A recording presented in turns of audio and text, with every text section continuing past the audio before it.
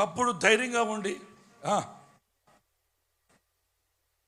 ఒకప్పుడు బలహీనంగా ఉంటాం, ఒకప్పుడు బలహీనంగా ఉండి ఒకప్పుడు ధైర్యంగా ఉంటాం. ఇలాగ నా జీవితంలో జరుగుతుందా అనటానికి నేను దైవ వాక్యపు యొక్క నియమాన్ని మీకు చెప్తాను. అదేమిటో తెలుసా?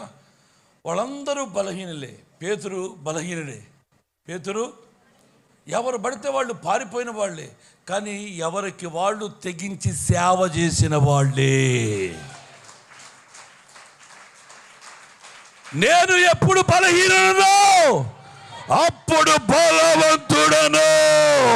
నా దేవాతి దేవుడు నిన్ను బలోపేతము చేయునుగాక. నీ బలహీనతను బట్టి ఆయన సహాయము చేసే ఆత్మ ఒకటి ఉన్నది. నా దేవాతి దేవుడు నిన్ను బలోపేతము చేయునుగాక. ఏ స్థలంలో వాడిపోయావో, ఏ స్థలంలో పారిపోయావో, ఏ స్థలంలో అబద్ధము చెప్పావో, నా వల్ల కాదనుకుంటా అబద్ధతా భావంతో బతుకుతున్నా నీ జీవితాల్లో నా దేవాతి దేవుడు నిన్ను బలపరిచి ప్రత్యేకించునుగాక. మళ్ళా నిలబెట్టబోతున్నాడు. కాల్చబడిన చోట, పడగొట్టబడిన చోట మరలా రీకన్స్ట్రక్షన్ జరగబోతుంది నీ జీవితంలో. ఆమేన్. చెప్పండి, పక్క వాళ్ళు చెప్పండి, నేను నిలబడబోతున్నాను మళ్ళీ అని.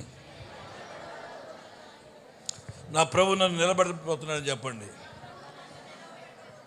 హల్లెలూయా.